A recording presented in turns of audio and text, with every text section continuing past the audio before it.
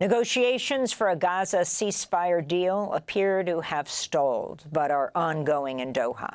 The U.S. is backing a 60-day ceasefire with a phased release of hostages, but significant gaps remain between Israeli and Hamas positions. The official death toll in Gaza has topped 58,000, though it's expected to be far higher with people buried in the rubble, as Israeli forces continue to target Palestinians seeking aid.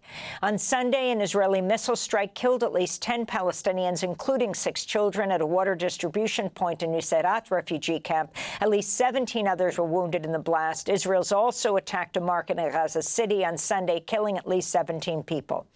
According to the UN High Commissioner for Human Rights, nearly 800 people have been killed in Gaza while attempting to access aid just since late May, when the U.S. and Israeli-backed so-called Gaza Humanitarian Foundation, or GHF, took over most aid distribution sites. On Saturday, at least 27 Palestinians were killed, more than 180 injured when Israeli forces opened fire on people waiting for humanitarian aid at a distribution site near Rafah. This is Palestinian paramedic Hassan Omran. Today, more than 150 injuries and more than 20 martyrs around the aid distribution centers. Most of the gunshot injuries we see are in the head or the torso. The Israeli occupation purposely kills and annihilates people. The occupation uses this policy to carry out mass killings by calling on people to get their daily food. Then when these people get there, they get killed in cold blood. The injured from Saturday's massacre were taken to Nasser Hospital in Khan Yunis. Early this morning, Israeli airstrikes wounded and killed several people. This is Itamad Abu Daka, the aunt of a child injured in the strikes. They live in Azda. I don't know. What matters is that they are martyred, torn to pieces. I don't know anything about what happened. Thank God. Thank God.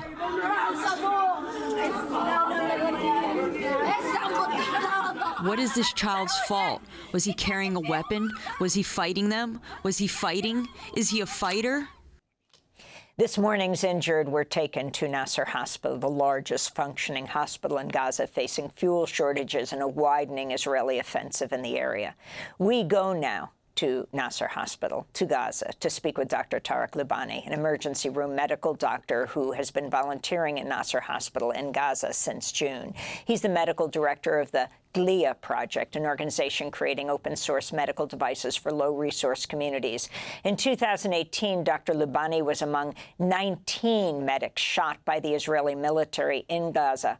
In October 2023, Dr. Loubani was arrested for nonviolently protesting, calling for a ceasefire. He's also a Palestinian refugee. Dr. Loubani, welcome back to Democracy Now!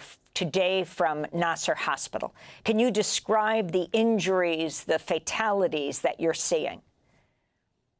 The injuries are every manner of terrible injuries for a doctor to see. So one of the things that we've grown very accustomed to is, for example, bombings and crush injuries in Gaza. I've been working here for 15 years. However, every day brings a new type of severe and terrible injuries. For example, yesterday, there were gunshot wounds to the head. 2 or 3 days ago, we were noticing especially young men and boys were getting gunshots to the groin. And so every day seems to be a new exercise in the depths of human depravity in terms of targeting men, boys, women, and children. Especially in terms of the youngest children. I think every doctor who operates and works in Palestine will tell you that that's the most jarring, the most terrible part of our job is just the war on children on every level. Can you talk about the injuries you're seeing as a result of people lining up to get aid from the so-called Gaza Humanitarian Foundation, GHF, that shadowy Israeli-U.S. so-called aid organization that so many international aid organizations have condemned? Talk about what you've seen there and the AP investigation saying they releasing video showing the opening fire on the aid seekers. There was no surprise to me when I saw the AP video. It was exactly what patients and Palestinians have been telling me and have been telling us for the past month and a half, since GHF really started operating. Almost immediately when they started operating, they started massacring civilians. The injury patterns, there are two major injury types. One of them is sniper-style shots, people who are shot very clear deliberately in the head, especially, or in some other part of the body like the groin. And then the other one is where they just unload some semi-automatic or automatic machine, like a machine gun or a light machine gun, into a crowd of people, where essentially what they do is they open fire on these heavily, densely packed groups of people and end up not just killing and wounding the people who are seeking aid, but people even up to a kilometer away, especially when they're using the heavier weapons. As well, the Israeli army is clearly a part of the massacres. Many of the massacres happen by Israelis, and many of them happen by the mercenaries who pretend to be humanitarian aid workers for the GHF. And the Israeli army will also shoot at collections of Palestinians, will fire on tents close to them. So we see all of these types of injuries as well. For example, people who are laying in bed because it's often late at night or early in the morning, who then get shot because of the rampant and wanton firing of bullets. What I end up seeing, like I said, is a lot of head injuries, people who come in essentially brain dead. Even with the best care, they may not survive. However, with the massive shortages, we have shortages of fuel, which means that we have shortages of oxygen. We also have shortages of equipment, which means that we don't have basic supplies to treat our patients. Yesterday, when we had one of these massacres, not an aid massacre, but a tent massacre, yet another new form of depravity we didn't know before this war. And I was on the ground trying to intubate, to provide advanced assistance to a patient, while I was on my stomach on the floor and the patient was on his back on the floor. So what we see is these reckless types of injuries, in addition to specifically targeted and sniper-type injuries that result in literally dozens of deaths every single day, if not hundreds, and also hundreds of injuries that then we have a very hard time treating because of the severe lack of equipment. I wanted to ask you, Dr. Tarek Loubani, about Israeli forces targeting Palestinian medical staff. I mean, you have doctors detained like Dr. Abu Safia, if you have heard anywhere where he is. And then we've gotten reports most recently about threats to medical staff at Nasser, where you are. And email medical staff are receiving threatening texts. Do you know anything about this? Yes, absolutely. We are, as medical staff, we are a #1 public enemy for the Israeli army. We know that. It's been clear since the beginning, and Palestinian medical workers have said that. Over 1,500 medical workers in Palestine have been killed in the last 2 years. At least 350 remain in Israeli captivity today. Many more people are disappeared. And it is clear that there's a war on the entire medical system.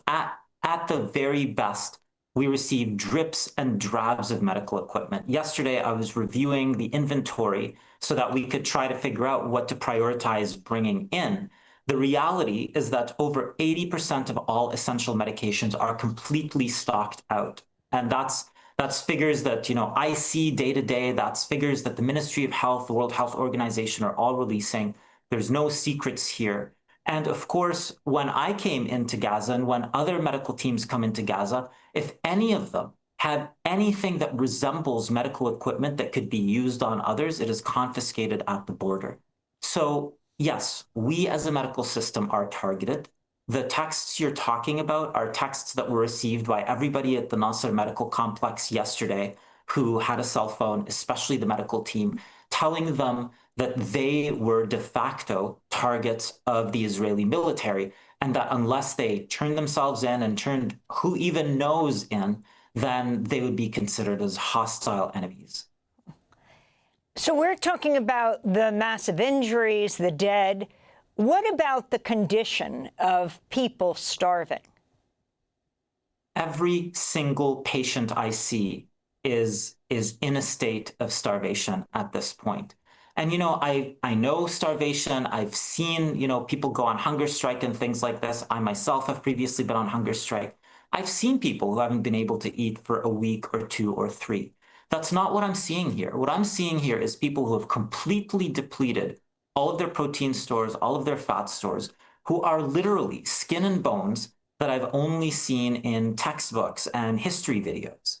And when they come, they tell me, when I ask sometimes out of curiosity, well, what took you to the aid sites? And they tell me about how hungry they are. They tell me about how hungry their families are. Like one man just 2 or 3 days ago who was shot in the head. He was brain dead when I saw him. And when I asked his family why he went, they said because his 4 children were so starved that he finally decided to risk it. Of course, ended up losing his life over it. The starvation levels affect 100% of people in Gaza. Nobody at all is spared. Every single person is hungry. And the most incredible thing to me was how quickly it set in, even for people like me, who arrived well-fed and healthy, and then immediately started to experience these severe caloric deficits from the first day. So not only are we not receiving food, not receiving enough calories, the food we receive is not nutritious. We're allowed to eat rice. We're allowed to sometimes eat lentils. You can't raise babies on that. There is no policy that justifies baby formula being denied entry into a place like Gaza. And yet I visited the pediatric malnutrition wards. It is a horror show of little children who really should be thriving and who are withering away one moment at a time while their parents don't know what to do and sometimes are willing to take the risks to go to these aid sites so they can try to feed them. Can you talk about the push to move people south, people who've been displaced over and over again? We just had a headline that former Israeli Prime Ministers Ehud Olmert and Yair Lapid have denounced a proposal by Netanyahu's government to forcibly move Palestinians in Gaza into a so-called humanitarian city to be built on the ruins of Rafah. Both have called it a concentration camp. You have Yair Lapid saying that if they cannot exit, it is a concentration camp. And talk about this procession of humanity south. Yeah, I mean, I'm glad that Israeli politicians have finally come to the same realization that Palestinian healthcare workers and activists have been talking about for, at this point, over 2 months. This is not a new idea. It is clear that the Israelis have been trying to trap Palestinians in concentration camps. I mean, for all intents and purposes, Gaza was an open-air prison before the war, and Palestinians had been warning about the possibility of that turning into a concentration camp at any moment. So yes, I'm glad that they've now arrived to this conclusion. I'm glad that the Western world is now taking the Palestinian warning seriously about a concentration camp.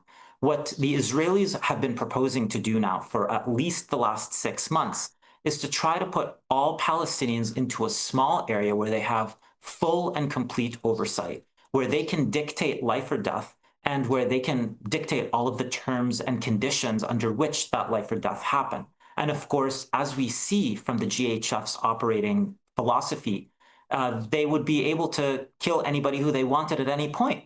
I mean, right now, the GHF receives people who they run through all of these security checks, and despite that, is murdering them, gunning them down with wanton, reckless abandon. So I think that the idea of a concentration camp is predicated on forcing people out. There's nothing voluntary about it, as some Israeli politicians talk about, on forcing people out by removing all of the ingredients of life. We've seen them remove clean water. There's no clean water in Gaza for any intents and purposes. There's no food really anywhere, and it's getting worse by the day. There's no fuel. The fuel shortages that I mentioned earlier are yet worse than they've ever been. And all of this has been resulting in hundreds of additional deaths each day. I see patients who are shot every single day. I see patients who are blown up every single day. But what's new over the past month is that now I also see patients who are starving to death or who have starved to death. I see little babies, which are often reported, sometimes not. And I also see elderly people, people with immune conditions, people with chronic conditions. This is what the Israelis count on to force people into the concentration camp. However, they are so incapable of even pretending for one moment that they would treat anybody humanely, that I think, based on what we see from the GHF, Palestinians are nowhere near falling for this trap. Finally, like every other doctor who's worked in Gaza, you've treated children. There's a new acronym that has been coined since Israel's siege of the territory, WCNSF, Wounded Child, No Surviving Family. Can you end by telling us some of their stories? Yeah, I will. I always thought that Palestine was something that I needed to understand what else was going on in the world. What I've come to understand and see by stories like Wounded Child, No Surviving Family is that Palestine is the central issue, not just of our time, but of the past 100 years. Everything we see happening in Palestine, like the treatment these children are receiving, is what's going to happen in every other domain. And that's an idea, not one that I've come up with, but that talented analysts and historians have been talking about for a while, such as Dr. Gucciardo or Dr. Poder, who both analyze these and talk about them. In terms of wounded children, basically what we see a lot of the time, what I've stopped doing for the past several months now, I've stopped asking any child I see about whether they're there with somebody or whether there's anybody there for them. It gets so busy. We get literally dozens of patients at a time because of these massacres. And so sometimes we need somebody to go grab blood for this little 2-year-old or 1-year-old who's on the floor. And when I ask, where's this boy's family? Where's this girl's family? Often I get the same acronym back. Dr. Tarek, this is a wounded child, no surviving family. And so we try to treat them. They're often too young to understand that their parents are dead, but they sit there struggling, wounded. We've seen so many. We've seen a flood of videos. Like, for example, just 2 days ago, a child who I saw who had more than half of her body surface area burned, and where I was looking for somebody to comfort her, and there was simply nobody. And so I picked her up and just held her for a few minutes until there was somebody else who could come to hold her so I could go back to treating my other patients. All I could think is that this story, there are tens of thousands at this point of children in Gaza who've lost one or both of their family. Understanding what's happening to them is understanding war as it's being proposed for the rest of the world. Dr. Tarek Loubani, I want to thank you for being with us. Palestinian-Canadian doctor, emergency room medical physician, volunteering at Nasser Hospital in Gaza since June, medical director of the GLIA Project, an organization creating open-source medical devices for low-resource settings. Thanks for watching Democracy Now! On YouTube. Subscribe to the channel and turn on notifications to make sure you never miss a video. And for more of our audience-supported journalism, go to democracynow.org, where you can download our news app, sign up for our newsletter, subscribe to the daily podcast, and so much more.